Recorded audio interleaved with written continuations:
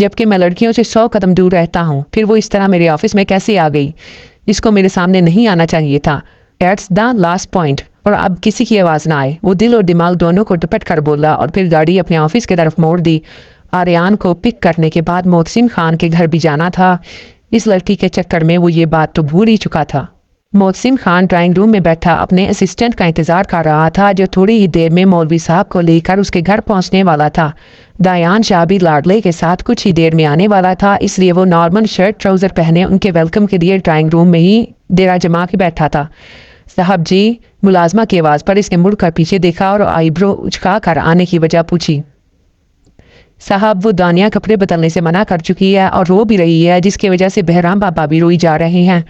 मोहसिन खान ने लब भींच कर इसकी बात सुनी और फिर कुछ भी बोले बगैर बड़े बड़े कदम उठाता सीढ़ियां चढ़ गया। मुलाजमा अपने साहब के गुस्से की वजह से ऊपर जाना तर्क करके लाउंज की सफाई दोबारा से करने लग गई।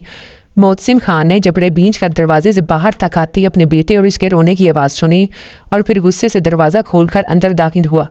बहराम को अपनी बाजुओं में भरा और फिर इसको घूर कर देखा, जो हिचकियां ले लेकर रोने में मसरूफ थी। मसला क्या है? दांत पीस कर पूछा। मसला आप हैं और मैं ऐसे कैसे किसी को बताए बगैर चुपचाप निकाह कर लूं? तो क्या ढोलबाजियों के साथ करोगी? तो फिर उनको भी बुलवा लेता हूँ। खान की बात पर अनिया ने नाक फेरी। मेरा मोबाइल नहीं मिल रहा, आप अपना फ़ोन दें, मुझे दोस्त को कॉल करनी है। इसको ज़्यादा रोना इस बात पर आ रहा था कि वो महपारा को भी कुछ नहीं बता सकती थी। फ़ोन की बात पर इसने ट्राउज़र की पॉकेट पर हाथ रख के अनिया के फ़ोन की तसल्ली की। और दोस्त को कॉल क्यों करनी है? मुझे इसको बताना है कि वो ठीक बोलती थी कि बड़े बंगलों में रहने वाले लोग अच्छे नहीं होते, और फिर ये भी बताना है कि आप ज़बरदस्ती मेरे साथ निकाह भी कर रहे हैं। सूं अभी तक जारी और सारी थी। क्यों, ये बंगलों वालों ने तुम्हारे दोस्त के पैसे उधार लिए हुए हैं? मतलब कुछ भी। अब जल्दी से ड्रेसिंग चेंज कर लो, और हाँ, ये जो दोस्त को बताने वाला शीशा है इसको ज़रा साइड पे रखो।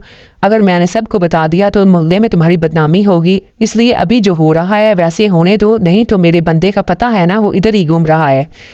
इसने तब कर इसकी बात सुनी, जिसका कोई सर पैर नहीं था, इसलिए वो इसकी बात को इम्पोर्टेंस दिए बगैर ही बोला।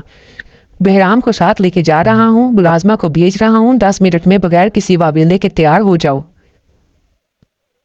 मौलवी साहब पहुंचने वाले हैं और मैं नहीं चाहता कि सबके आने पर तुम्हारी ड्रामाबाजी हो। आराम से निकाह कर लोगी तो ठीक रहेगा, वरना दूसरे तरीके भी मुझे आते हैं।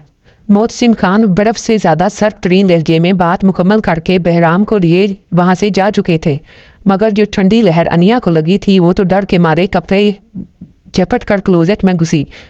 अमीर लोग तो कुछ भी कर सकते हैं, चलो सर निकाह तो कर रहे हैं। वो कबूतर की तरह आंखें बंद कर चुकी थी, क्योंकि जो अभी 1 मिनट पहले वाला मोहसिन खान था वो तो इसने पहली दफ़ा ही नोटिस किया था।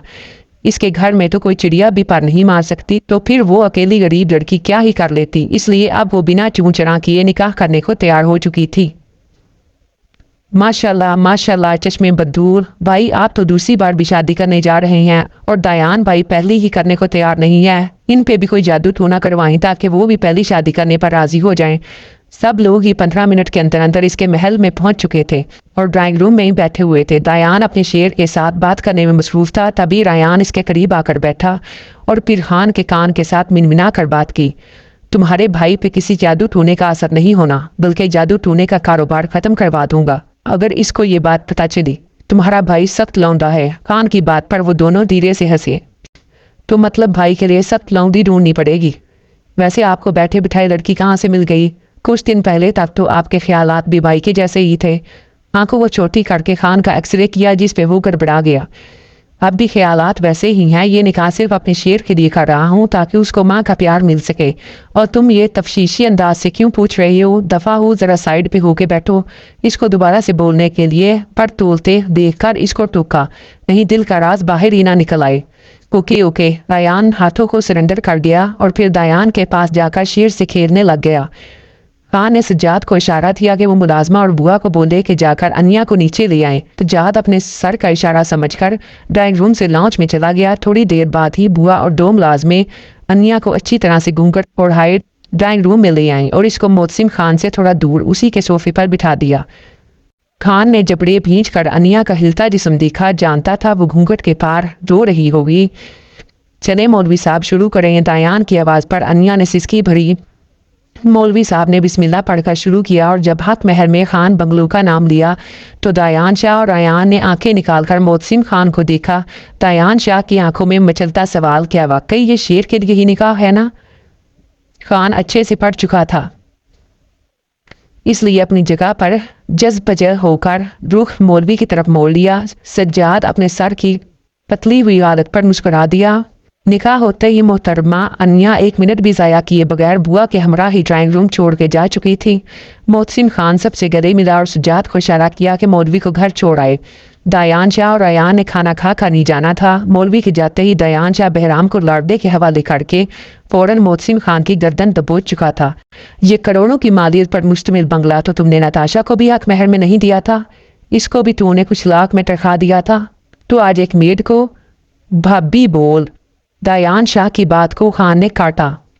खान को अच्छा नहीं लगा कि वो इसकी निकाह में मौजूद औरत को मेड बुलाए, और क्यों अच्छा नहीं लगा तो अभी उसको भी मालूम नहीं था।